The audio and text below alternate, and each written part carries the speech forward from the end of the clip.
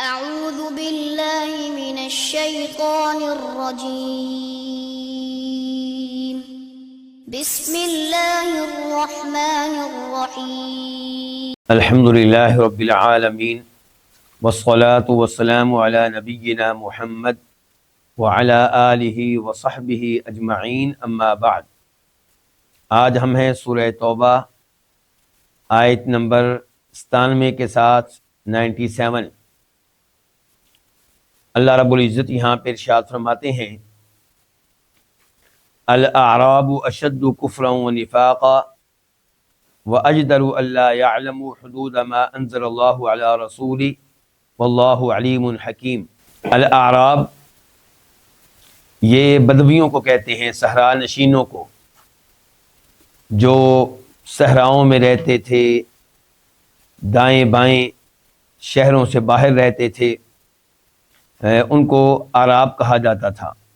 تو اللہ تعالیٰ فرماتے ہیں الاعراب کہ یہ بدوی لوگ اشد کفراً، یہ زیادہ سخت ہیں کفر کے اعتبار سے، ونفاقاً اور منافقت کے اعتبار سے، واجدر اور زیادہ لائق ہیں اس بات کے، اللہ یعلم کہ وہ نہ جانیں، حدود ما انزل اللہ علی رسولی، حدود ان چیزوں کی جو اللہ نے اتاری ہیں اپنے رسول پہ، واللہ اور اللہ تعالی علیم کمال علم والا ہے، حکیم کمال حکمت والا ہے۔ یہاں تذکرہ ہو رہا ہے بدویوں کا، اور بدوی لوگ دو طرح کے تھے، ایک وہ جو منافقت میں کفر میں بہت سخت تھے، اور دوسرے وہ جو ایمان میں بہت اچھے تھے۔ تو یہاں پہ پہلے نمبر پہ تذکرہ ہو رہا ہے عرابیوں کی پہلی قسم کا، عرابیوں کے پہلے گروہ کا۔ تو اللہ تعالیٰ نے کہا کہ الاعراب اشد کفراً، کہ یہ جو بدوی ہیں یہ کفر کے لحاظ سے زیادہ سخت ہیں۔ کن کے مقابلے میں؟ شہر والوں کے مقابلے میں، یعنی کہ جو منافق بدوی ہیں وہ شہر کے منافقین سے بھی آگے ہیں، یہ مراد ہے۔ تو الاعراب بدوی لوگ جو ہیں اشد زیادہ سخت ہیں کفراً کفر کے اعتبار سے، ونفاقاً اور منافقت کے اعتبار سے۔ اس موضوع پہ ایک حدیث بھی ہے جسے امام ابو داؤد رحمہ اللہ روایت کرتے ہیں کہ من سکن البادیۃ جفا، کہ جو شہروں سے باہر رہے گا وہ کیا ہو جائے گا؟ وہ سخت ہو جائے گا، اس میں سختی آ جائے گی۔ اور ایک اور حدیث آتی ہے جسے امام بخاری بھی روایت کرتے ہیں، امام مسلم بھی، کہ نبی علیہ الصلوۃ والسلام نے ایک بچے کو بوسہ دیا، تو ایک اعرابی دیکھ رہا تھا، اس نے کہا اللہ کے رسول سے علیہ الصلوۃ والسلام، آپ لوگ بچوں کو بوسہ دیتے ہیں؟ یعنی کہ اس کو بڑی عجیب بات لگی، ہم تو نہیں دیتے۔ گویا کہ بچے کو بوسہ دینا ان کی مردانگی کے خلاف تھا۔ تو اللہ کے نبی فرمانے لگے علیہ الصلوۃ والسلام کہ اگر اللہ تعالیٰ نے تم لوگوں کے دلوں سے رحم نکال دیا ہے تو میں کیا کر سکتا ہوں؟ مراد یہ کہ بچوں پہ شفقت کرنا، بچوں کو بوسہ دینا، بچوں کے ساتھ پیار کرنا، یہ تو اللہ رب العزت نے ہمارے دلوں میں رکھا ہوا ہے، تو بچوں پہ رحم کرنا چاہیے۔ لیکن یہ عرابی قسم کے جو لوگ تھے وہ بچوں کو بوسہ دینا اپنی توہین سمجھتے تھے، ان کے ان میں یہ چیز پائی جاتی تھی۔ تو اللہ تعالیٰ نے ایک تو یہ بیان کیا یہاں پہ کہ یہ عرابی لوگ، یہ بدوی لوگ کفر کے اعتبار سے، منافقت کے لحاظ سے شہر والوں سے آگے ہیں۔ دوسرے نمبر پہ علم کے لحاظ سے ان کی صورتحال یہ ہے کہ یہ اس بات کے زیادہ لائق ہیں کہ یہ ان امور کی حدود کو نہ جان سکیں جو اللہ نے اپنے رسول پہ اتاری ہیں۔ حدود سے کیا مراد ہے؟ حدود حد ان کی جمع ہے، یعنی کہ شریعت کا ایک لفظ ہے، اس لفظ کا مکمل معنی و مفہوم کیا ہے؟ اس لفظ کے معنی و مفہوم میں کون کون سی چیزیں داخل ہوتی ہیں اور کون کون سی چیزیں داخل نہیں ہوتی۔ اس معاملے میں یہ شہر والوں کے مقابلے میں زیادہ جہالت رکھتے ہیں. شہر والے ان کے مقابلے میں اس معاملے میں زیادہ علم والے ہیں کہ جو اللہ نے اتارا ہے حکم، جو ایت اللہ تعالی نے اتاری ہے، جو لفظ اللہ نے استعمال کیا ہے، اس کے معنی و مفہوم میں کون کون سی چیزیں داخل ہوتی ہیں اور کون کون سی چیزیں داخل نہیں ہوتی، اس معاملے میں شہر والے ان سے بہتر ہیں. مثال کے طور پہ بعد میں لوگوں میں اختلاف پیدا ہوا کہ ایمان کس کو کہتے ہیں. یہ جانتے ہیں نا آپ اختلاف، کہ ایمان میں عمل داخل ہے یا داخل نہیں ہے. تو ایمان کی تعریف کیا ہے، ایمان کی حد کیا ہے. تو یہ ایک مثال دے رہا ہوں. تو اس قسم کے جو الفاظ ہیں ان الفاظ کا معنی و مفہوم کیا ہے، اس معاملے میں شہر والے لوگ ان سے بہتر ہیں.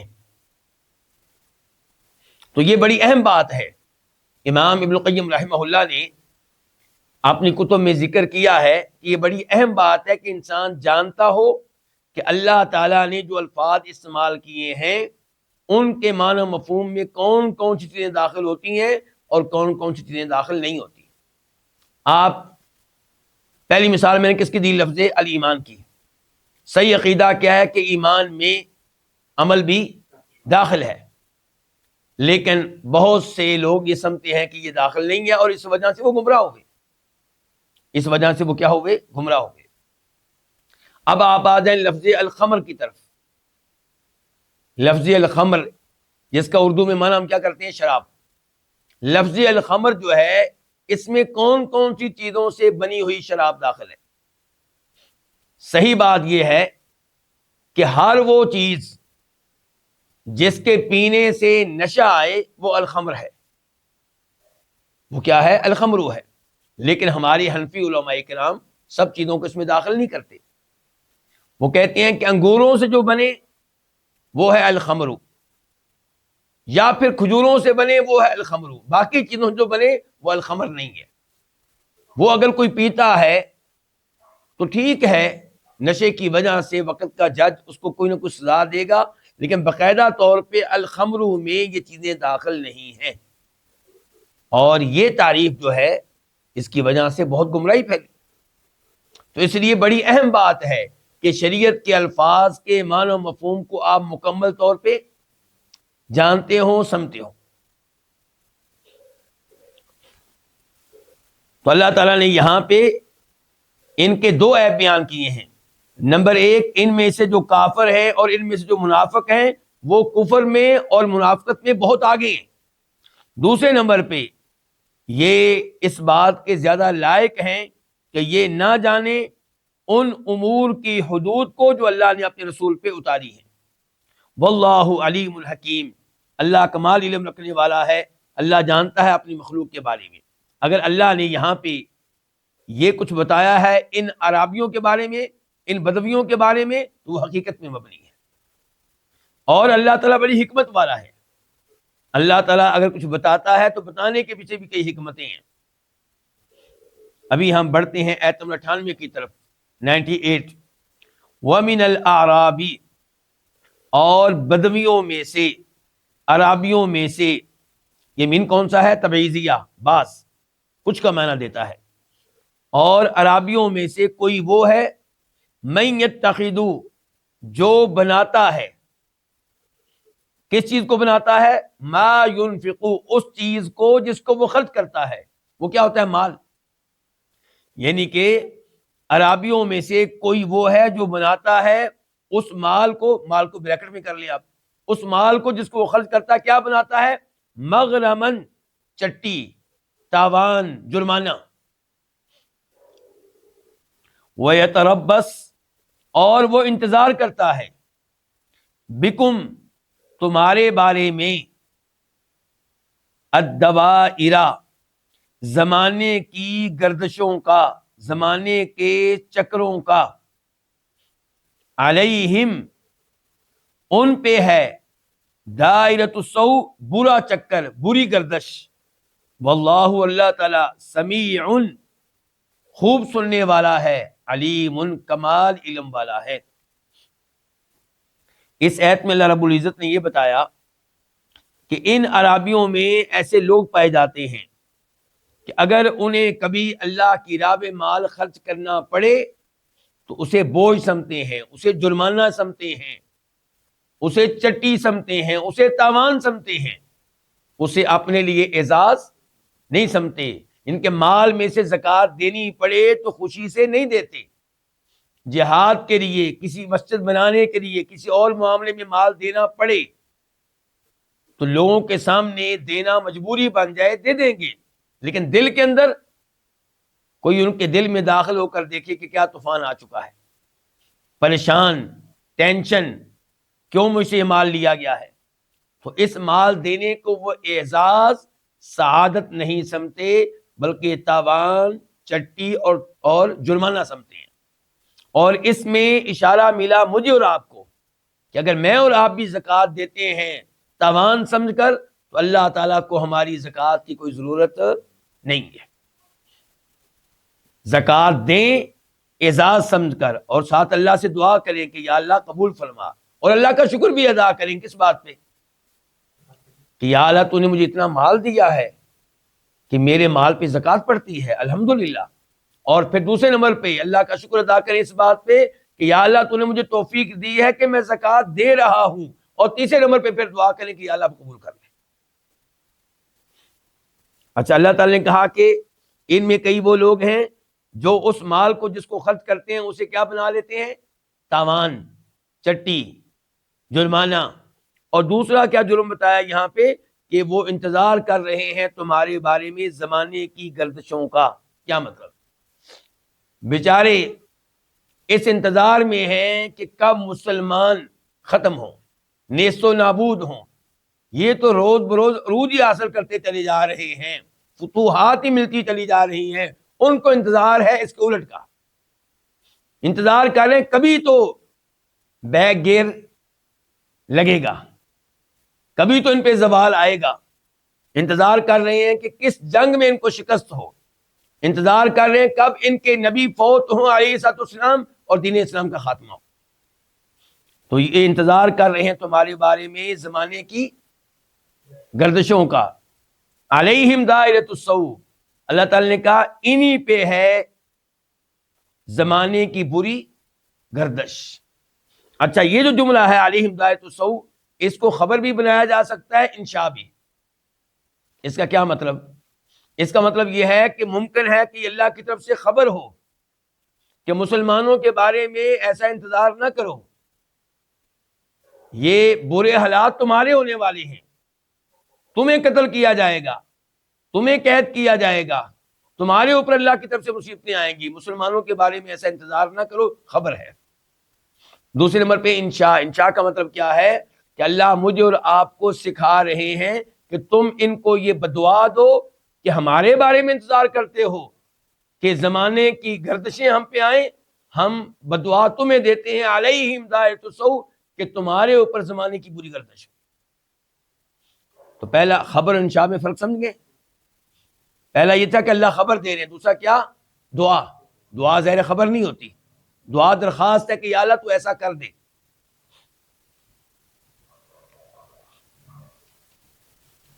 تو اللہ تعالیٰ ان کی باتوں کو سننے والا ہے۔ آپس میں جو یہ باتیں کرتے ہیں مسلمانوں کے خلاف اور اپنی خواہشات کا اظہار کرتے ہیں کہ ان کے اوپر مصیبتیں آئیں وغیرہ وغیرہ، تو اللہ ایک ایک بات کو سن رہا ہے، علیم، اللہ تعالیٰ ان کے کردار کو، ان کے اعمال کو، ان کے افعال کو جانتا ہے۔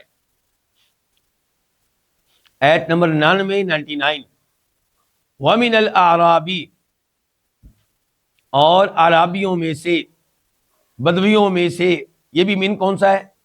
تبعیضیہ، بعض کا معنی دیتا ہے، کچھ کا معنی۔ عرابیوں میں سے کوئی وہ ہے، کوئی کس کا معنی کر رہا ہوں؟ من کا۔ عرابیوں میں سے کوئی وہ ہے من جو یؤمن، ایمان لاتا ہے، باللہ، اللہ تعالیٰ پہ، والیوم الآخر، اور روز آخرت پہ، وَيَتَّخِذُ، اور بناتا ہے، ما، اس مال کو، مال کس کا معنی ہے بریکٹ میں، اور بناتا ہے اس مال کو، ما ينفق، جس کو وہ خرچ کرتا ہے، کیا بناتا ہے؟ قربات، قربتوں کا ذریعہ، عند اللہ، اللہ تعالیٰ کے ہاں، وصلوات الرسول، اور نبی علیہ الصلوۃ والسلام کی دعاؤں کا ذریعہ۔ الا، خبردار، انہا بے شک یہ کیا، یہ خرچ کرنا، یہ خرچ کیا ہوا مال، یہ خرچ کرنا، قربتن باعث قربت ہوگا، لہم ان کے لیے، سیدخلہم سین کا معنی کیا، ان قریب، یدخلو داخل کرے گا، ہم ان کو، اللہ تعالیٰ کہاں داخل کرے گا، فی رحمتہ اپنی رحمت میں، ان اللہ بے شک اللہ تعالیٰ غفور بہت بخشنے والا ہے، رحیم نہایت مہربان ہے۔ یہاں پہ ان عرابیوں کے دوسرے گروہ کا تذکرہ جن میں ایمان ہے، فرمایا ان میں اچھے لوگ موجود ہیں، ان میں ایسے لوگ موجود ہیں جو اللہ پہ بھی ایمان رکھتے ہیں کامل، اور آخرت پہ بھی ان کا پکا ایمان اور یقین ہے، اور وہ جو مال خرچ کرتے ہیں اللہ کے راستے میں، زکوٰۃ دیں، جہاد کے لیے دیں، مسجد کے لیے دیں، اس دینے کو اپنے لیے اعزاز سمجھتے ہیں، اور سمجھتے ہیں کہ یہ صدقہ جو ہم دے رہے ہیں اس کے ذریعے ہم اللہ کے قریب ہو جائیں گے، اس کے ذریعے ہم اللہ کا تقرب ملے گا، اس کے ذریعے ہم اللہ کے مقرب بندوں میں شامل ہو جائیں گے، اور وہ مال دے کر سمجھتے ہیں کہ مال دینے سے ہمیں دعائیں ملیں گی، کس کی، اللہ کے نبی علیہ الصلوۃ والسلام کی، جیسا کہ بخاری شریف کی حدیث ہے، اسے روایت کرتے ہیں عبداللہ بن ابی اوفا رضی اللہ تعالی عنہ، کہ جب نبی علیہ الصلوۃ والسلام کے پاس کوئی صدقہ لے کر آتا، زکوٰۃ لے کر آتا، تو آپ اس کو دعا دیا کرتے تھے اور کہتے تھے اللہم صلی علی فلان، اے اللہ فلان شخص پہ اپنی رحمتوں کا نزول فرما۔ تو یہ ہے وہ صلوات رسول، صلوات جمع ہے کس کی، صلاۃ ان کی، صلاۃ ان کے کئی معنی ہوتے ہیں، ایک ہے دعا، ایک ہے رحمت، ایک ہے نماز، تو یہاں پہ کون سا معنی ہے، دعا۔ تو اللہ تعالی نے آگے خبردار کیا کہ یقیناً ان کا خرچ کیا ہوا مال ان کو اللہ کے قریب کر دے گا، کیونکہ یہ ایمان بھی رکھتے ہیں اور پھر بڑے خلوص سے اللہ کی راہ میں مال دیتے ہیں۔ پھر اللہ نے کہا کہ ان قریب اللہ ان کو داخل کرے گا اپنی رحمت میں، اور آپ کو پتا ہے کہ جس کو اللہ نے روز قیامت اپنی رحمت میں ڈھانک لیا وہ کہاں جائے گا، وہ جنت میں جائے گا۔ بے شک اللہ تعالیٰ بہت بخشنے والا ہے، یہاں پہ اللہ بخشنے والا ہے، اس کا کیا تعلق ہے پوری آیت سے، یعنی کہ یہ لوگ جو اللہ پہ ایمان رکھتے ہیں، آخرت پہ ایمان رکھتے ہیں، اللہ کی راہ میں صدقہ خیرات دیتے ہیں اور خوشی کے ساتھ دیتے ہیں، ظاہر ہے کہ بطور بشر ان سے بھی غلطیاں ہوتی ہیں، اللہ ایسے لوگوں کی غلطیوں کو معاف کرنے والا ہے، اللہ تعالیٰ ایسے لوگوں پہ رحم کرنے والا ہے۔ آیت نمبر 100 والسابقون الاولون من المہاجرین والانصار والذین اتبعوهم باحسان رضی اللہ عنہم ورضوا عنہ، اور سبقت لینے والے، واو کا معنی اور، السابقون سبقت لینے والے، یہ جمع ہے کس کی، سابقون کی، الاولون اولین سب سے پہلے، الاولون جمع ہے کس کی، اول کی، جو سب سے پہلا ہو، من المہاجرین والانصار مہاجرین و انصار میں سے۔ اب ان الفاظ کا اکٹھا معنی کیا بنا کہ مہاجرین و انصار میں سے سب سے پہلے سبقت لے جانے والے، والذین اور وہ لوگ، اتبعوا جنہوں نے پیروی کی، ہم ان کی، کن کی، پہلے لوگوں کی پیروی کی، پیروی کس انداز میں کی، بے احسان، احسان کے ساتھ، نیکی کے ساتھ، اچھے طریقے کے ساتھ۔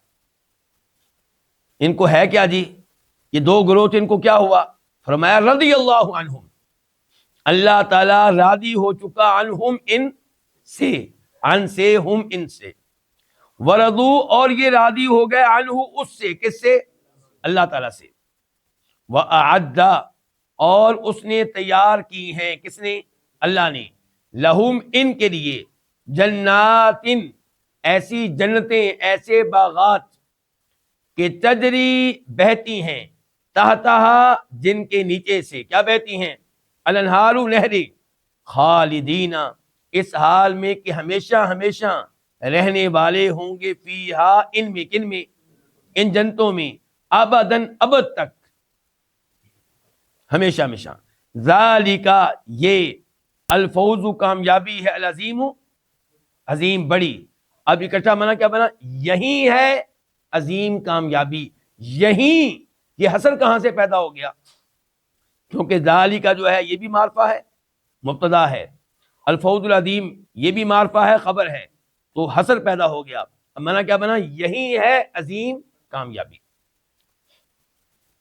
اس آیت میں اللہ رب العزت نے تذکرہ کیا ہے مہاجرین و انصار میں سے ان لوگوں کا جو ایمان لانے میں سبقت لے گئے، نمبر لے گئے، دوسروں سے آگے نکل گئے. اچھا، اس سے مراد پھر کون لوگ ہیں؟ کچھ کہتے ہیں کہ اس سے مراد وہ لوگ ہیں جنہوں نے بدر کی لڑائی میں حصہ لیا، جو جنگ بدر میں شریک ہوئے. یہ وہ لوگ ہیں جو ایمان میں بہت آگے تھے، سبقت لے گئے. اور کچھ علماء کرام کہتے ہیں کہ اس سے مراد وہ لوگ ہیں جنہوں نے مکہ سے مدینہ کی طرف ہجرت کی، مہاجرین کے لحاظ سے وہ ہیں. کچھ کہتے ہیں اس سے مراد وہ ہیں جنہوں نے ڈبل ہجرت کی. ڈبل ہجرت آپ سمجھتے ہیں نا؟ آپ کو پتہ ہے کئی صحابہ کرام نے مدینہ سے پہلے ہجرت کی تھی کس ملک کی طرف؟ حبشہ کی طرف، کالوں کے ملک کی طرف. بعد میں مدینہ کی طرف ہجرت کی. تو کئی لوگ کہتے ہیں اس سے مراد وہ ہیں. کئی مفسرین کہتے ہیں اس سے مراد وہ ہیں جو بیعت رضوان کا حصہ بنے، صلح حدیبیہ میں جو موجود تھے. اور کچھ کہتے ہیں اس سے مراد وہ سب صحابہ کرام ہیں جو مکہ فتح ہونے سے پہلے مسلمان ہو چکے تھے. اور کچھ کہتے ہیں کہ اس سے مراد سارے صحابہ کرام ہیں. اچھا، اب انصار کی طرف آ جائیں، وہ کون مراد ہوں گے؟ وہ بھی یہی ترتیب. کچھ کہتے ہیں اس سے مراد وہ انصاری صحابہ کرام ہیں جو بدر کی لڑائی میں شریک ہوئے. کچھ کہتے ہیں کہ وہ جو بیعت رضوان کا حصہ تھے. کچھ وہ جو فتح مکہ سے پہلے مسلمان ہوئے. اور دوسرا آخری قول یہی ہوگا کہ سارے صحابہ کرام. تو یہ زیادہ واضح قول یہ ہے کہ سب صحابہ کرام مراد ہیں. والسابقون الاولون من المہاجرین والانصار، اس سے مراد سب صحابہ کرام ہیں. اور پھر والذین تبعوہم بإحسان، اس سے مراد کون ہوں گے؟ جب آپ پہلے الفاظ سے یہ مراد لیں گے کہ اس سے مراد ہیں سب صحابہ کرام، تو دوسرے جملے سے مراد وہ جو صحابہ کرام نہیں ہیں بلکہ بعد میں جنہوں نے اسلام قبول کیا اور صحابہ کرام کے نقش قدم پہ چلے. اللہ نے کہا والذین تبعوہم، جو ان کے نقش قدم پہ چلے. یعنی کہ صحابہ کرام اللہ رب العزت کے ہاں ایمان کا معیار ہیں.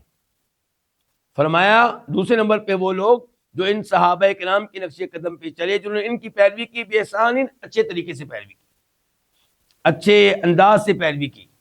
تو رضی اللہ عنہم، ان دونوں کے اوپر اللہ راضی ہو چکا. وَرَضُوا عَنْهُ، اور وہ بھی اللہ پہ راضی ہو چکے. اللہ تعالیٰ کیوں راضی ہو چکا؟ ان کے ایمان کی وجہ سے، ان کے اعمال کی وجہ سے. اور یہ اللہ پہ راضی ہو چکے کیوں؟ اس ثواب کی وجہ سے جو اللہ ان کو دے گا. اور اللہ تعالیٰ نے ان کے لیے پھر ایسی جنتیں تیار کر رکھی ہیں، ایسے باغات جن کے نیچے سے نہریں بہ رہی ہیں، اور یہ ان جنتوں میں رہیں گے ہمیشہ ہمیشہ ابد تک. کبھی بھی ان کو وہاں سے نکالا نہیں جائے گا. اللہ تعالیٰ کہتے ہیں یہی ہے عظیم کامیابی. عظیم کامیابی وہ چیز نہیں ہے جس کو دنیا والے دنیا کے اعتبار سے عظیم کامیابی قرار دیتے ہیں. عظیم کامیابی یہ ہے کہ انسان کو جنت مل جائے. آیت نمبر 101 101. وَمِمَّن، واو کا معنی کیا؟ اور. ممن اصل میں کیا ہے؟ من اور من. ان میں سے جو، یہ بھی من کون سا ہے؟ تبعیضیہ، بعض کا معنی، کچھ کا معنی. حولکم، تمہارے ارد گرد. حول ارد گرد، کم تمہارے. من الاعرابی، بدمیوں میں سے، عرابیوں میں سے. منافقون، منافق ہیں. اس پورے جملے کا معنی کیا بنا؟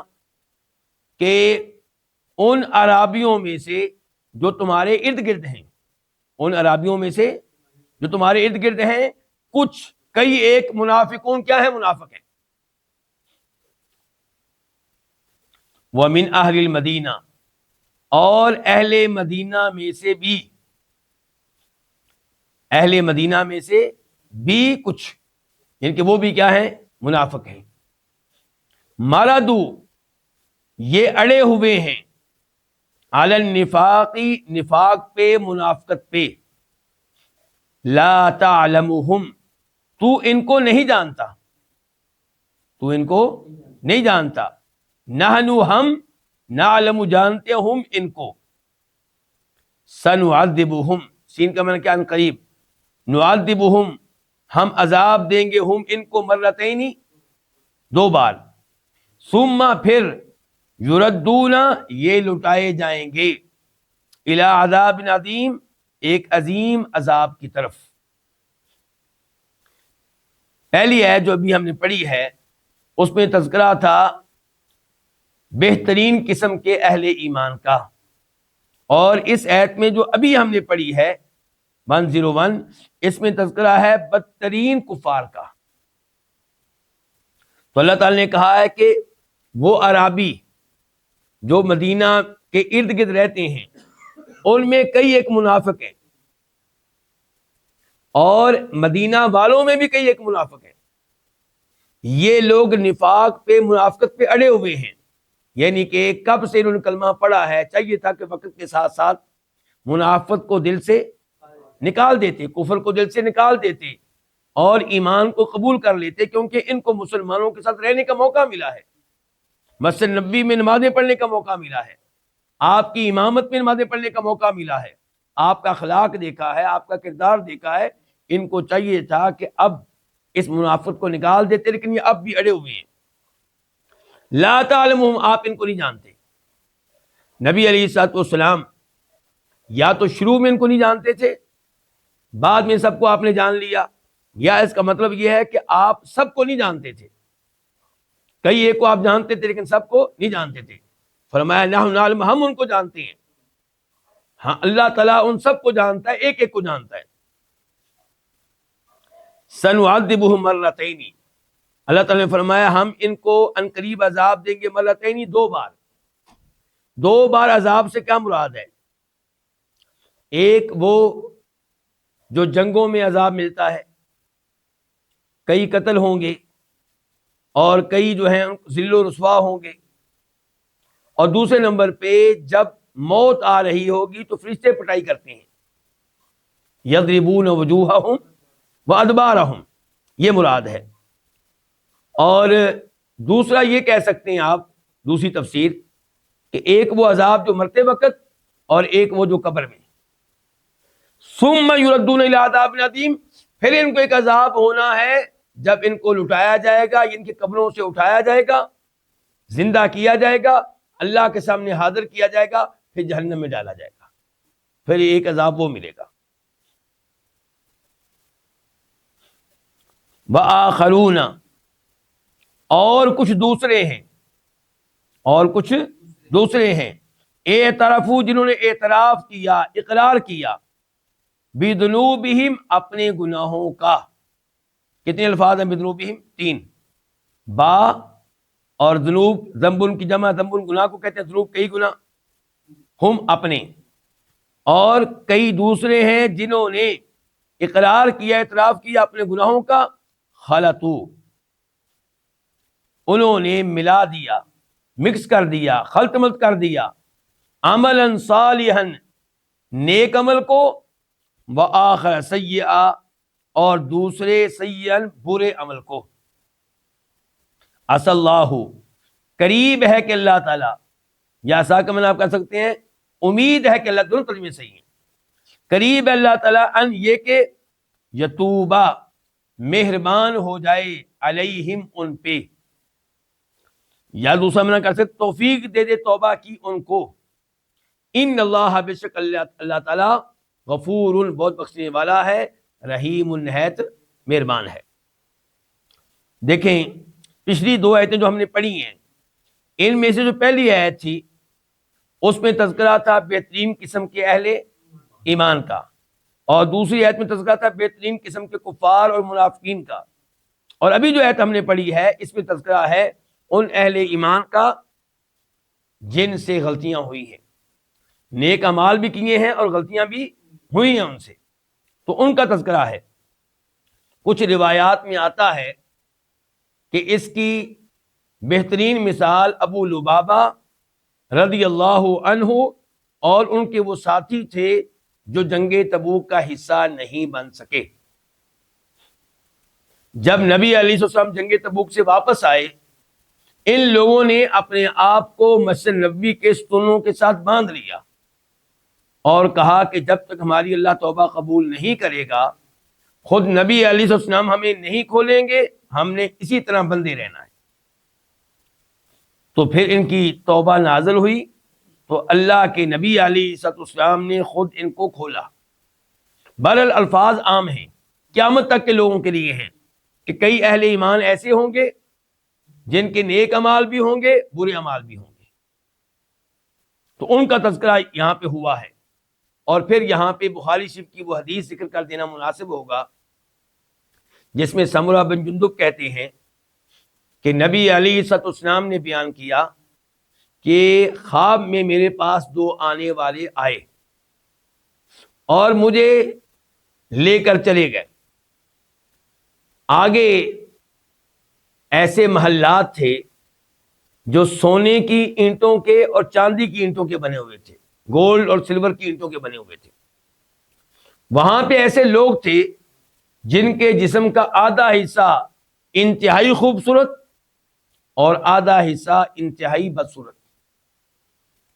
ان دو فرشتوں نے ان سے کہا کہ یہ نہر ہے، اس میں داخل ہو جاؤ۔ وہ اس میں داخل ہوئے، غسل کیا، باہر نکلے تو بدصورتی ختم ہو چکی تھی اور وہ انتہائی خوبصورت بن چکے تھے۔ یعنی کہ یہ وہ لوگ تھے، آپ کو بتایا گیا یہ وہ لوگ تھے جنہوں نے دنیا میں اچھے اعمال بھی کیے، برے اعمال بھی کیے۔ اللہ تعالیٰ نے ان سے درگزر فرمایا اور اللہ تعالیٰ نے ان کے گناہ معاف کر دیے۔ تو یہ حدیث اس آیت کے عین مطابق ہے۔ اب دیکھیں آپ یہ آیت وآخرون، یہ اصل میں ہوگا وقوم آخرون، اور کچھ دوسرے لوگ ہیں جنہوں نے اعترفوا، یہ صفت آخرون کی۔ دوسرے لوگ کیسے ہیں؟ کچھ دوسرے لوگ ایسے ہیں جنہوں نے اپنے گناہوں کا اعتراف کیا۔ ان گناہوں میں سے ایک گناہ یہ بھی ہے کہ جنگ تبوک سے پیچھے رہے۔ انہوں نے نیک اعمال کو اور دوسرے برے اعمال کو کیا کر دیا؟ مکس کر دیا، خلط ملط کر دیا۔ امید ہے کہ اللہ تعالیٰ ان پہ رجوع فرمائے گا، اللہ تعالیٰ ان پہ مہربان ہو جائے گا، اللہ تعالیٰ ان کو توبہ کی توفیق دے گا، کیونکہ اللہ تعالیٰ بہت بخشنے والا نہایت مہربان ہے۔ آیت نمبر 103 103، خود تو لے، تو پکڑ، من اموالہم، ان کے مالوں سے۔ ان کے مالوں سے کیا لے؟ صدقتن، ایسا صدقہ تو طاہرہم، جو ان کو پاک کر دے گا، وتزکی، اور جو صاف کر دے گا، ہم، ان کو، وصلی علیہم، اور تو دعا کر علیہم، ان کے لیے،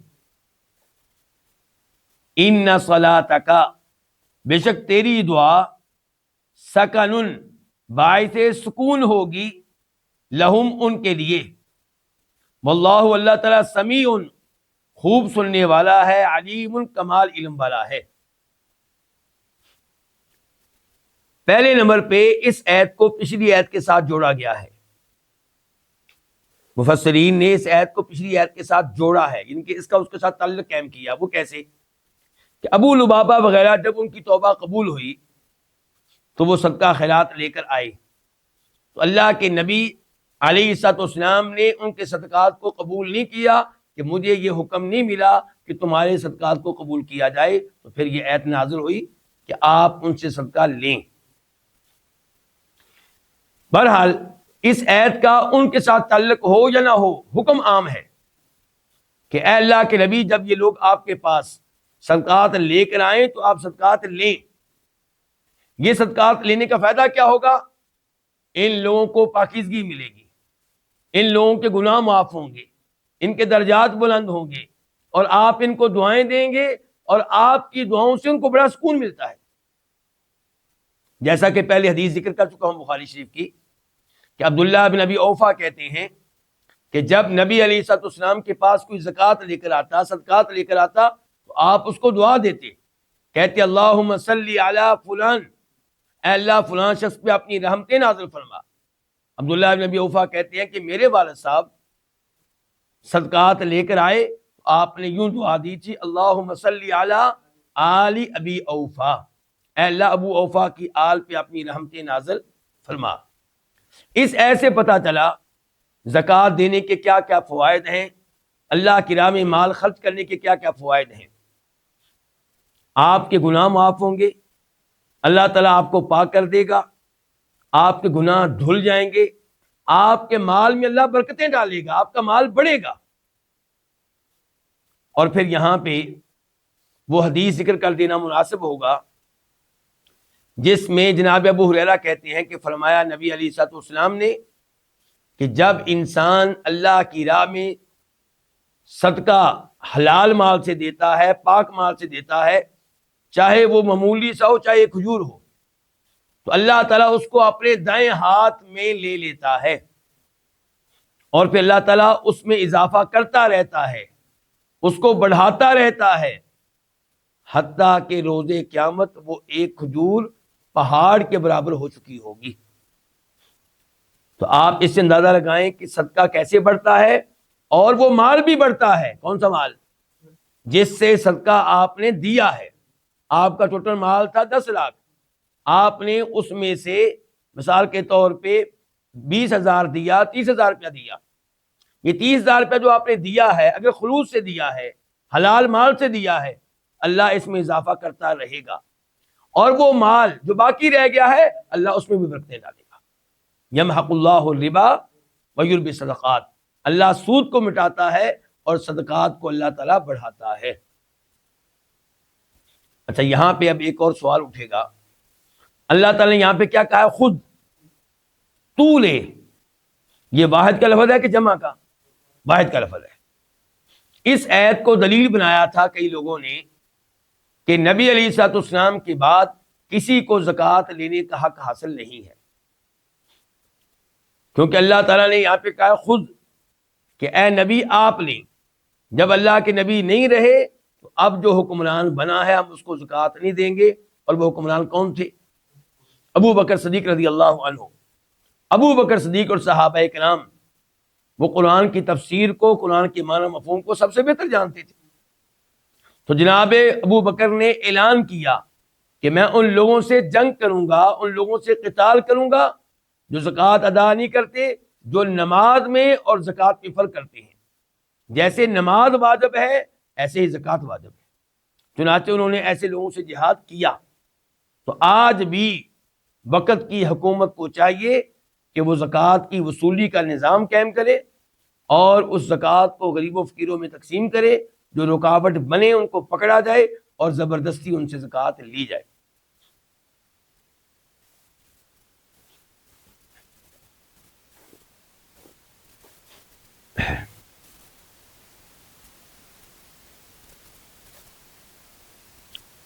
آیت نمبر 104 علم یعلمو، کیا انہوں نے نہیں جانا؟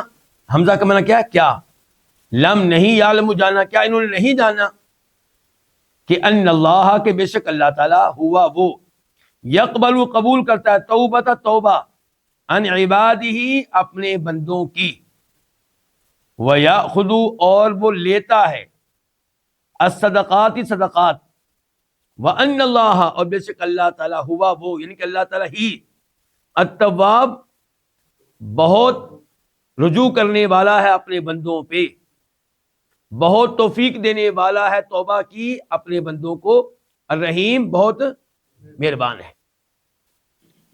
اس آیت میں اللہ رب العزت نے گویا کہ ترغیب دی ہے کس چیز کی؟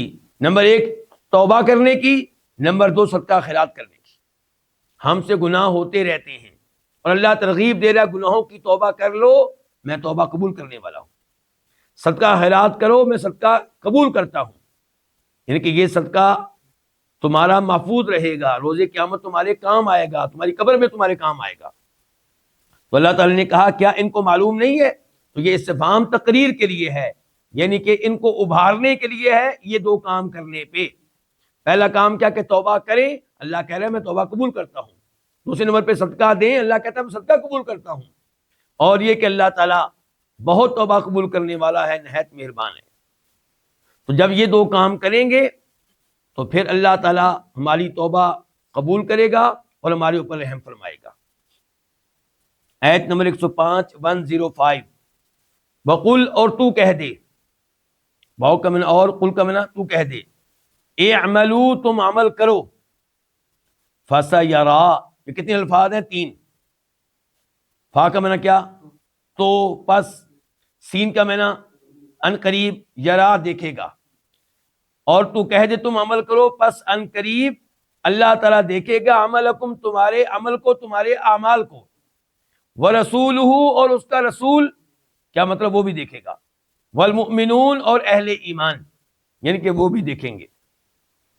وستردون، اور ان قریب کس کا معنی؟ سین کا، ان قریب، تردون تم لٹائے جاؤ گے، الی عالم الغیب والشہادہ، الغیب ہر پوشیدہ، والشہادہ اور ہر ظاہر، ہر پوشیدہ اور ہر ظاہر کو جاننے والے کی طرف ان قریب تم لٹائے جاؤ گے۔ فینبئکم، کتنے الفاظ ہیں؟ 3۔ فا پس، ینبئ وہ خبر دے گا، کون؟ اللہ، کم تمہیں، بما کنتم تعملون ان اعمال کی جو تم کیا کرتے تھے۔ یہاں پہ اللہ رب العزت نے ان لوگوں سے کہا ہے کہ غلطیاں تم سے ہوئی ہیں، غلطیاں تم سے ہوئی ہیں، آئندہ زندگی میں اپنی اصلاح کرو، آئندہ ایسی غلطیوں سے دور رہو، تمہارے مستقبل میں تمہارا رویہ کیا ہوگا، تمہارا کردار کیا ہوگا، اللہ بھی دیکھ رہا ہے، اور اللہ کے رسول بھی دیکھیں گے، اور اہل ایمان بھی دیکھیں گے۔ اللہ دیکھتا ہے، یہ تو بالکل واضح ہے، اللہ کے رسول دیکھ رہے ہیں، جب تک آپ حیات تھے آپ لوگوں کے اعمال کو دیکھتے تھے، جو لوگ عمل آپ کے سامنے کرتے تھے، اور جو آپ کے سامنے نہیں کرتے تھے ان کے بھی کئی اعمال کی صحابہ کرام کے ذریعے رپورٹ مل جاتی تھی۔ مثال کے طور پہ آپ کے وہ صحابی جن کو خطیب صحابہ کہا جاتا ہے، کیا نام ہے ان کا؟ ثابت بن قیس۔ جب وہ کئی دن مسجد میں نہ آئے تو آپ نے پوچھا صحابہ کرام سے کہ وہ کہاں ہیں؟ تو ایک صحابی نے وعدہ کیا کہ اللہ کے رسول علیہ الصلوۃ والسلام میں ان کے گھر جاؤں گا، معلومات لے کر آؤں گا کہ وہ کیوں نہیں آ رہے۔ یہ صحابی گئے تو ثابت بن قیس سر جھکائے بیٹھے ہوئے تھے افسوس کے ساتھ۔ کہا بھی اللہ کے رسول آپ کے بارے میں پوچھنا، مسجد میں کیوں نہیں آتے؟ کہا میں مسجد میں آ کے کیا کروں، میری آواز بہت بلند ہے، اور میری آواز نبی علیہ السلام کی آواز سے بلند رہتی تھی، اور مجھے یہ خطرہ ہے کہ اب میرے اعمال ضائع ہو چکی ہیں، کیونکہ قرآن نازل ہو گیا کہ جس کی آواز اللہ کے رسول کی آواز سے اونچی ہوگی خطرہ ہے کہ کہیں اس کے اعمال ضائع نہ ہو جائیں۔ تو میں تو اب جہنمی ہوں، میں تو اب مسجد میں آ کے کیا کروں؟ تو یہ صحابی یہ معلومات لے کر اللہ کے نبی کے پاس گئے علیہ الصلوۃ والسلام، اور آپ نے دوبارہ پیغام بھیجا کہ ثابت بن قیس سے کہو کہ تو جہنمی نہیں بلکہ جنتی ہے، اور مسجد میں آیا کر۔ یہ حدیث ابھی میں نے آپ کے سامنے کیوں رکھی ہے؟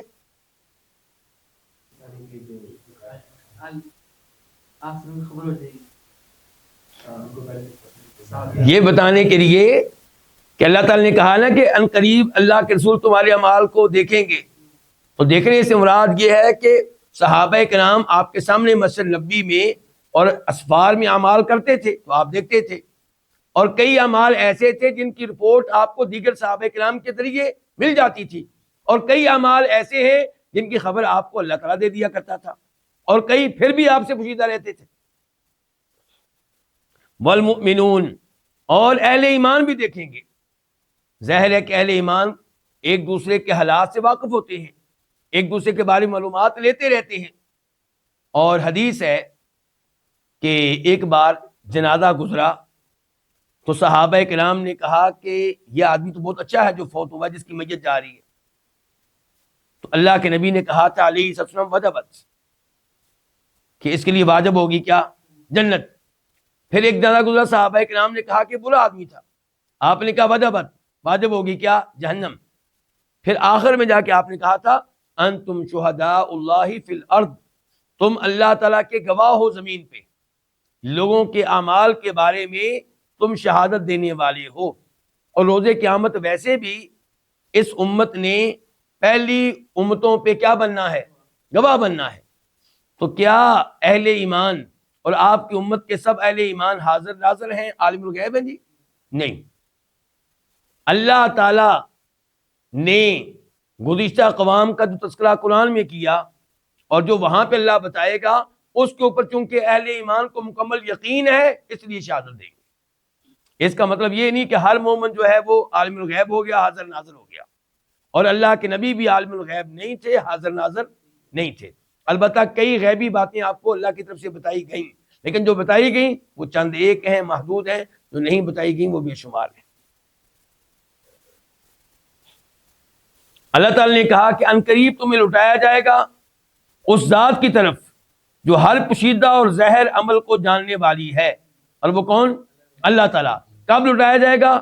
مرنے کے بعد، جب قبروں سے اٹھیں گے تو پھر اللہ تمہیں بتائے گا ان اعمال کے بارے میں جو تم دنیا میں کیا کرتے تھے۔ مراد کیا ہے؟ اس سے بتائے گا اور اس کے مطابق اجر و ثواب دے گا یا سزا دے گا، یہ مراد ہے۔ آیت نمبر 106 106، وآخرون، اور کئی دوسرے، مرجعون، وہ ہیں جن کو لیٹ کر دیا گیا، اور کئی دوسرے مرجعون، لیٹ کیے ہوئے ہیں، لِأَمْرِ اللہ، اللہ کے حکم تک، اللہ کے حکم کے لیے، اما یا یعذب، وہ عذاب دے گا کون؟ اللہ تعالیٰ، ہم ان کو، و اما اور یا یتوب، وہ توبہ کی توفیق دے گا، علیہم ان کو، یا مہربان ہو جائے گا ان پہ، یا توجہ فرمائے گا ان پہ۔ واللہ، اللہ تعالیٰ، علیم، کمال علم والا ہے، حکیم، کمال حکمت والا ہے۔ اس ایت سے کیا مراد ہے؟ اس ایت سے مراد وہ لوگ ہیں، دیکھیں پہلے تذکرہ ہوا تھا ان لوگوں کا جو ایمان میں بہت آگے تھے، پھر تذکرہ ہوا جو کفر اور منافقت میں بہت آگے تھے، پھر تذکرہ ہوا ان لوگوں کا جن کے اچھے اعمال بھی تھے اور برے اعمال بھی تھے۔ اب تذکرہ ہو رہا ہے چند مخصوص لوگوں کا جن کا معاملہ لیٹ کر دیا گیا تھا، اور اس سے مراد وہ 3 صحابہ کرام ہیں جو جنگ تبوک میں شریک نہیں ہو سکے تھے، کعب بن مالک، ہلال بن امیہ، مرارہ بن ربیع۔ یہ 3 صحابہ کرام سچے صحابی تھے، سچے مومن تھے، لیکن سستی کی وجہ سے جنگ تبوک میں شریک نہ ہو سکے۔ مثال کے طور پہ کعب بن مالک کہتے ہیں، میں سوچتا رہا کہ میرے حالات بہت اچھے ہیں، میں عنقریب تیاری کر لوں گا، کل کروں گا، پرسوں کروں گا، کرتے کرتے وہ دن آیا کہ صحابہ کرام روانہ ہو گئے۔ یہ پھر بھی سوچتے رہے کوئی مسئلہ ہی نہیں ہے، میرے پاس بہترین سواریاں ہیں، میں پیچھے سے جا کے ان کو مل جاؤں گا۔ لیکن سستی ہوتی گئی، تقدیر میں جو لکھا تھا وہ غالب آ گیا، جنگ میں شریک نہیں ہو سکے۔ جب اللہ کے نبی واپس آئے علیہ الصلوۃ والسلام تو یہ آپ کے سامنے پیش ہوئے اور کوئی عذر بیان نہیں کیا، بلکہ یہ کہا کہ اللہ کے رسول، میں جھوٹ نہیں کہوں گا، میرا کوئی عذر نہیں تھا، میرے حالات بہت اچھے تھے، لیکن مجھ سے غلطی ہوئی ہے۔ اس قسم کے الفاظ باقی 2 صحابہ کرام نے بھی پیش کیے۔ تو آپ نے منافقین کے عذر تو قبول کر لیے تھے، کیونکہ آپ مکلف تھے ظاہر کے باطن کے، ظاہر کے، ظاہراً وہ اپنا عذر پیش کر رہے ہیں، آپ نے قبول کر لیا۔ انہوں نے سچ کہا تو سچ کی سزا ملتی ہے۔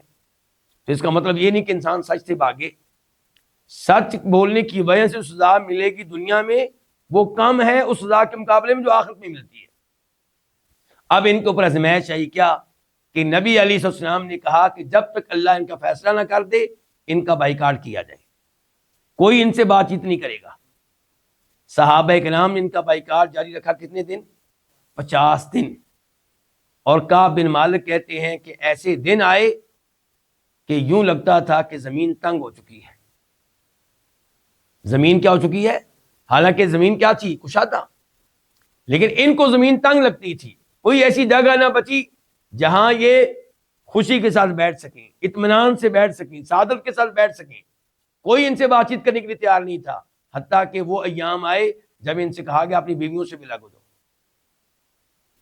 تو یہاں پہ اللہ تعالیٰ انہی کا تذکرہ کر رہی ہیں کہ وآخرون، اور دوسرے کئی کون ہیں، مرجون، جو لیٹ کیے ہوئے ہیں.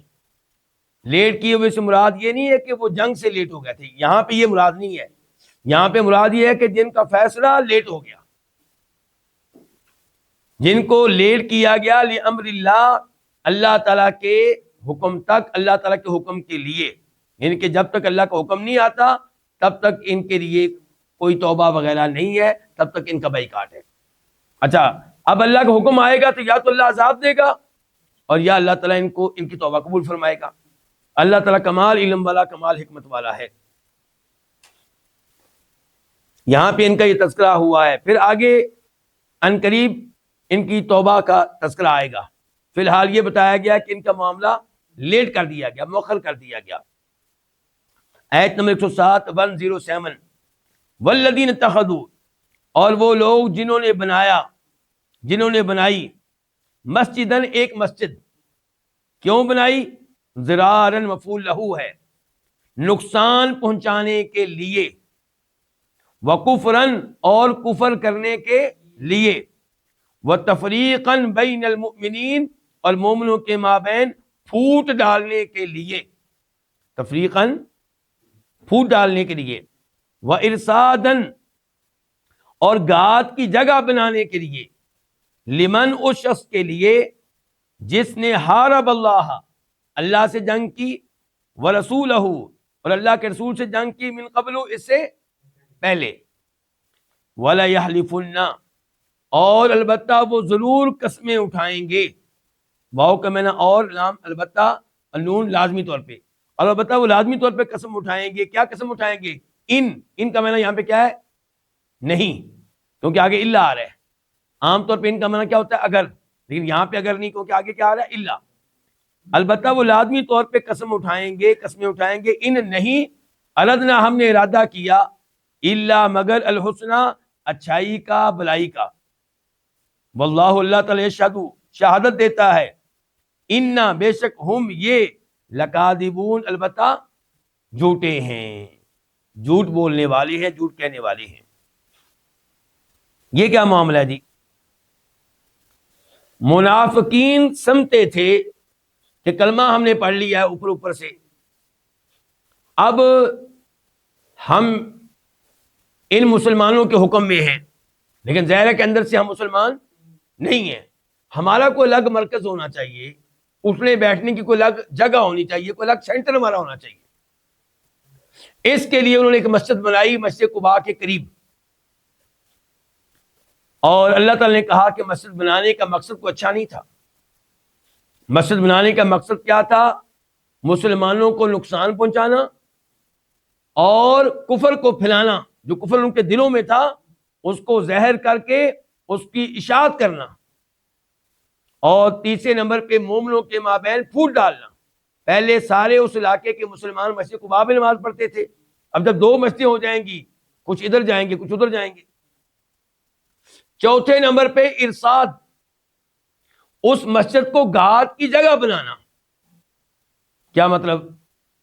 کہ وہ گھات کی جگہ بن جائے ان لوگوں کے خلاف نہیں، بلکہ ان لوگوں کے لیے جو پہلے اللہ کے رسول کے مخالف ہیں، جو پہلے سے اسلام کے خلاف سازشیں کر رہے ہیں، جو پہلے سے مسلمانوں کے خلاف کئی جنگیں لڑ چکے ہیں، ان کو یہاں پہ ٹھکانہ ملے گا، ان کو مسلمانوں کے خلاف گھات لگانے کی جگہ ملے گی. تو اللہ تعالیٰ نے یہ 4 مقاصد بیان کیے اس مسجد کو بنانے کے. اچھا، کیا نبی علیہ السلام اور صحابہ کرام یہ مقاصد جان سکتے تھے اگر اللہ نہ بتاتا تو یہ آیت بھی واضح دلیل ہے کہ قرآن کس کا کلام ہے؟ اللہ کا کلام ہے. دلوں کے حالات صرف اللہ جانتا ہے. اللہ تعالیٰ نے یہ بھی کہا کہ اب یہ قسمیں اٹھائیں گے. اللہ نے پہلے بتا دیا قسمیں اٹھائیں گے.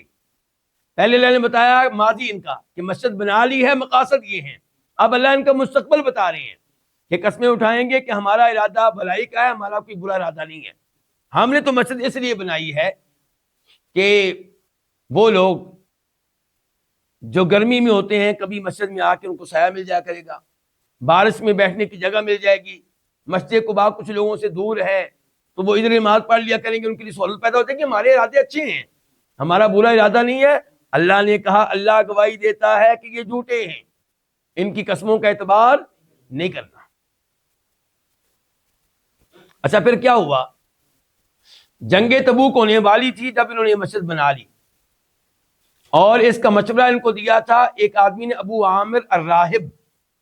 ابو عامر الراہب, یہ بہترین تفسیر ہے اس لفظ کی کہ اللہ کے رسول کا دشمن تھا. یہ اس نے تجویز پیش کی تھی, اس کے کہنے پہ انہوں نے مسجد بنائی تھی.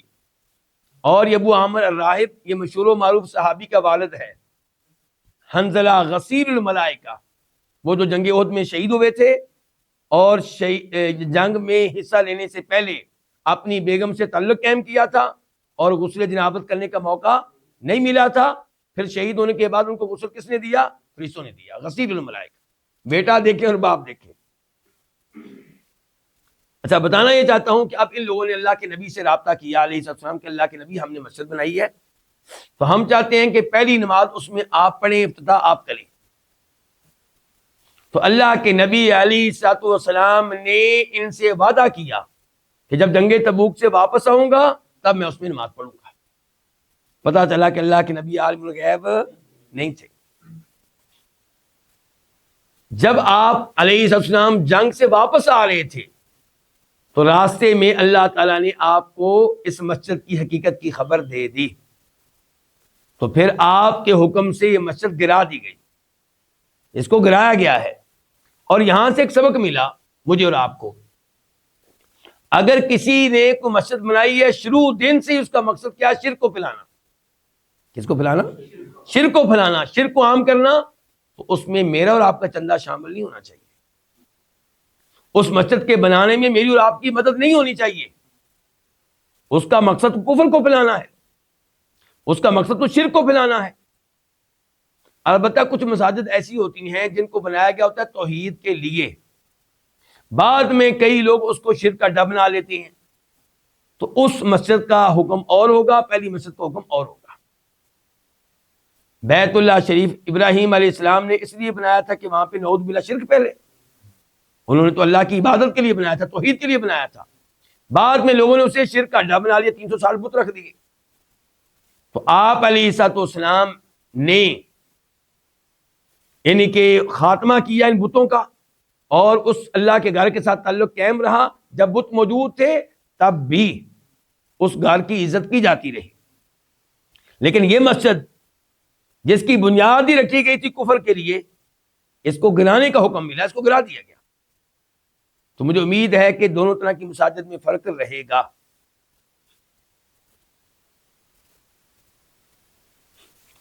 آیت نمبر 108 لا تقم, تو کھڑا نہ ہو, تو نے کھڑے نہیں ہونا, فی ہی اس میں, کس میں؟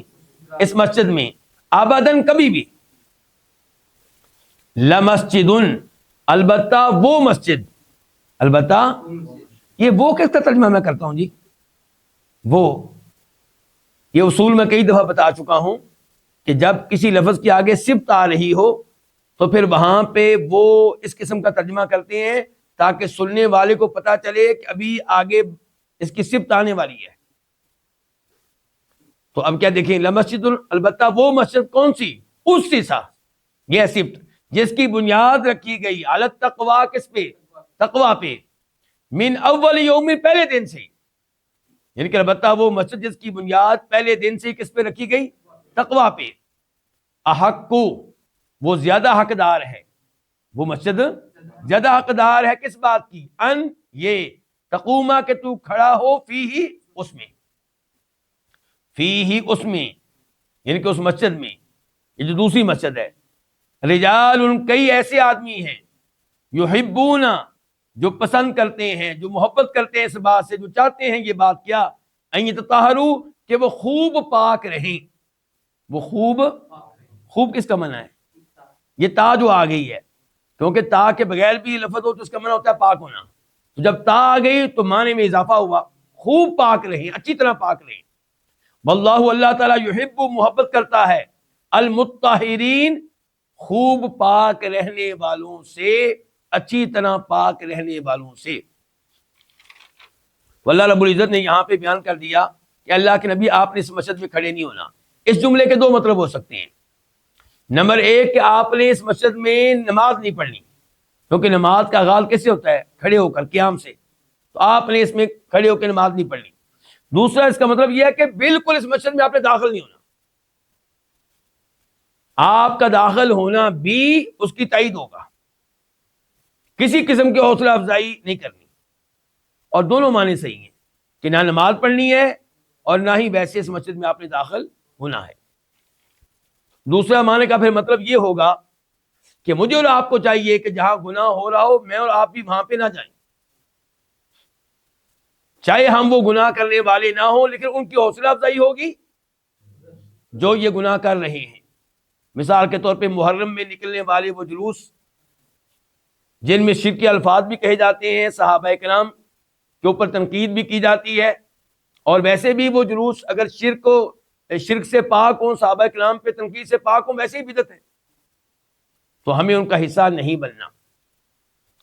اچھا، اس کے بعد کیا کہا گیا کہ وہ مسجد، اس مسجد ضرار کے مقابلے میں ایک دوسری مسجد ہے جس کی بنیاد پہلے دن سے تقویٰ پہ رکھی گئی ہے، اس کا حق بنتا ہے کہ آپ اس میں کھڑے ہوں۔ یہ کون سی مسجد ہے؟ مسجد قباء، کیونکہ مسجد ضرار کے قریب کون سی مسجد تھی؟ مسجد قباء۔ اچھا، ایک تو پچھلے الفاظ کہ پچھلی آیت میں تذکرہ کس کا؟ مسجد ضرار کا، تو مسجد ضرار کا مقابلہ ہے کس سے؟ مسجد قباء سے۔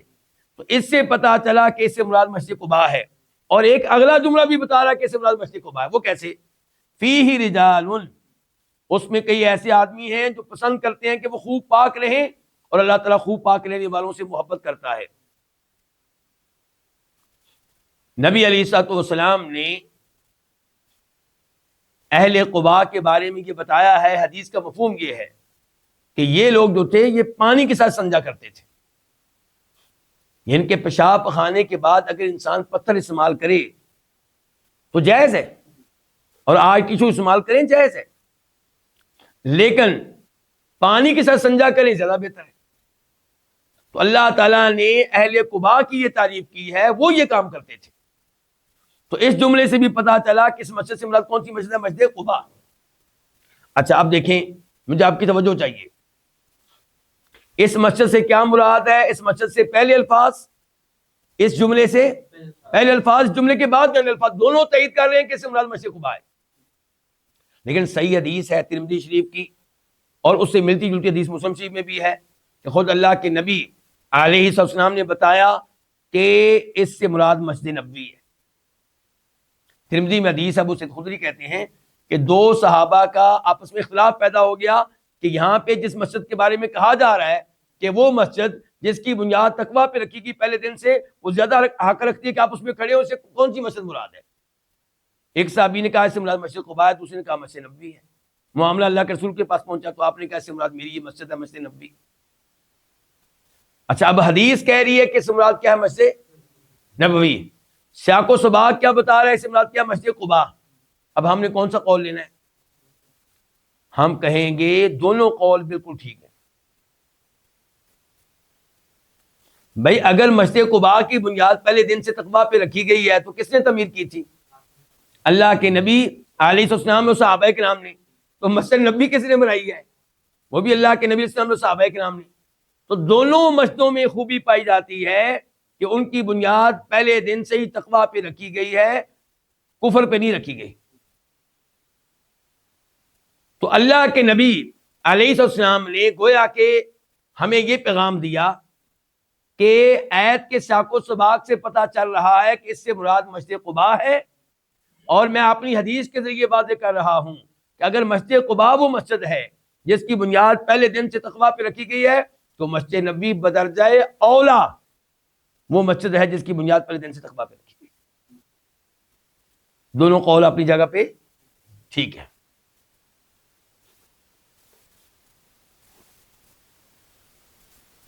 اچھا، ایک ہو گیا استنجا وغیرہ کرتے ہوئے کیا استعمال کرنا؟ پتھر وغیرہ یا مٹی کے ڈھیلے یرحمک اللہ، اور دوسرا یہ کہ کیا استعمال کرنا؟ پانی، اور تیسرا یہ ہے کہ دونوں استعمال کرنا، پتھر بھی اور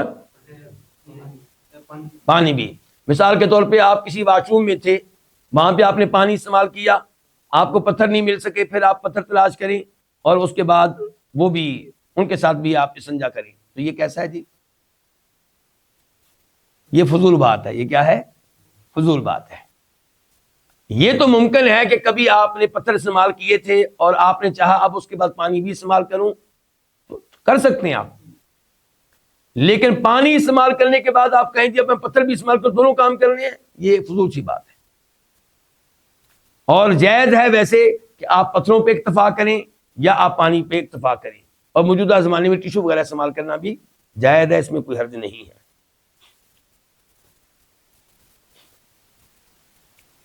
آیت نمبر 109 افمن اسس بنیانہ علی تقوی من اللہ ورضوان خیر ام من اسس بنیانہ علی شفا جرف نہار فانہار به فی نار جہنم واللہ لا یہدی القوم الظالمین۔ آ کا معنی کیا ہے؟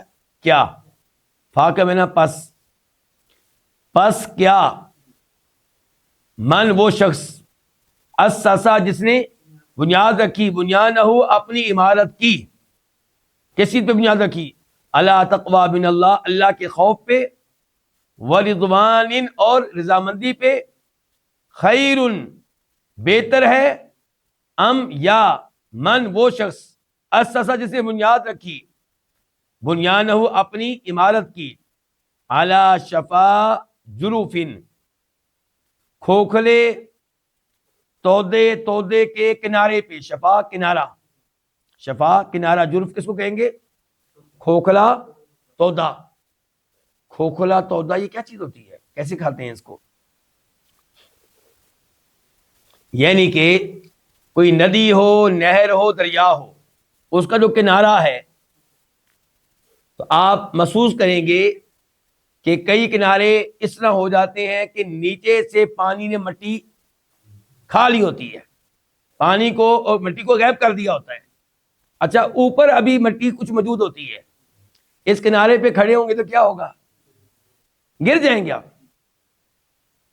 تو اللہ تعالی نے کہا کہ کیا وہ انسان بہتر ہے جس نے اپنی عمارت کی بنیاد اللہ کے تقوی اور اللہ کی رضامندی پہ رکھی، یا وہ جس نے اپنی عمارت کی بنیاد رکھی ہے کھوکھلے تودے کے کنارے پہ، ہارن جو گرنے والا ہے، ہارن جو گرنے والا ہے، فنہارا پس وہ گر پڑا، بھی اس کو لے کر، اس آدمی کو جو کھڑا ہے، پس وہ گر پڑا بھی اس کو لے کر فی ناری جہنم کی آگ میں، واللہ اللہ تعالیٰ لا یہدی ہدایت نہیں دیتا قوم ظالمین، کن کو؟ ظالم لوگوں کو۔ آپ کہیں گے اس آیت کی بھی سمجھ نہیں آئی، یہ بات آپ کی بجائے اگر آپ کہتے ہیں تو واقعی بات صحیح ہے آپ کی۔ اللہ رب العزت نے یہاں پہ تذکرہ کیا ہے دو طرح کے آدمیوں کا، ایک وہ آدمی جس نے اپنے عقیدے اور اپنے عمل کی بنیاد کس پہ رکھی ہے؟ تقوی پہ اور اللہ کی رضا پہ۔ تو کیسی بنیاد ہے؟ بہترین۔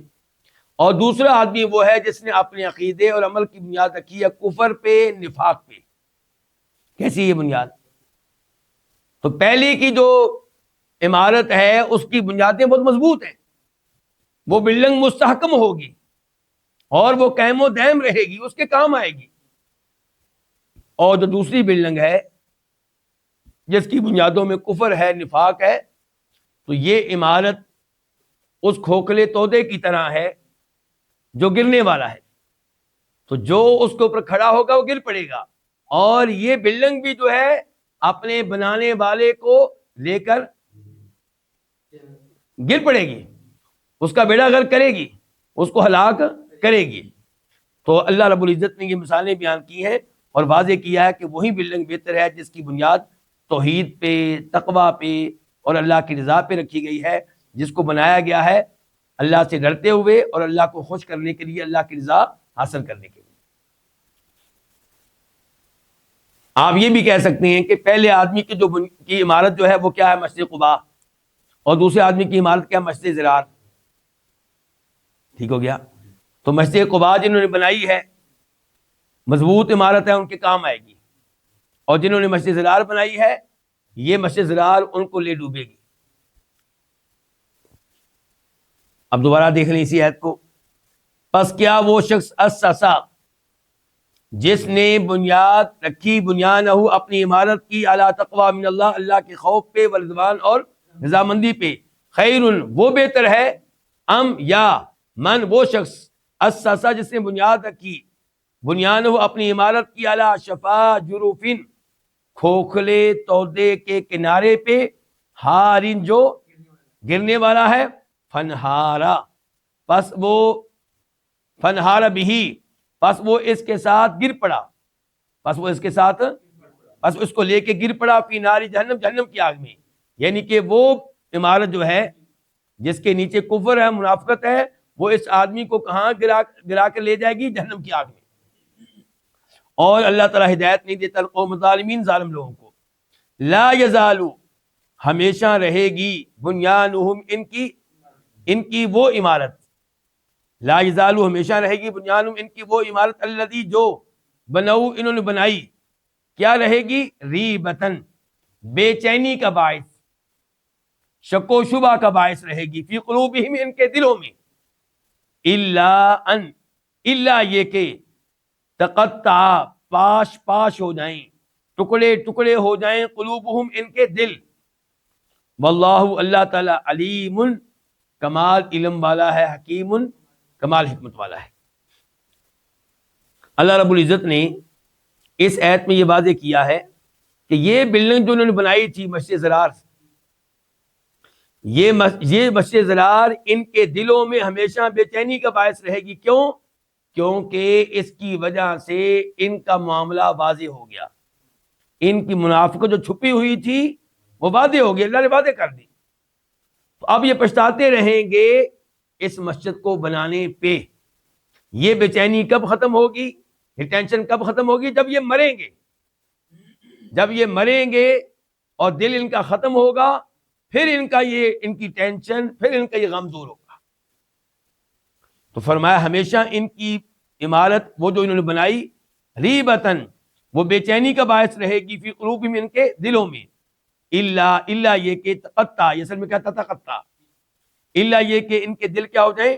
ٹکڑے ٹکڑے ہو جائیں، پاش ہو جائیں، اور وہ کیسے؟ مرنے کے ساتھ۔ واللہ اللہ تعالی علیم کمال علم والا ہے، حکیم نہایت حکمت والا ہے۔ یہیں پہ آج کے درس کا اختتام کرتے ہیں۔ ہمیں کچھ اور پڑھنا چاہیے تھا لیکن چلیں آج ادھر اکتفا کرتے ہیں۔ اللہ رب العزت ہمیں قرآن کریم کے ساتھ اپنا تعلق مضبوط سے مضبوط تر بنانے کی توفیق عنایت فرمائے۔ وآخر دعوانا ان الحمد للہ رب العالمین۔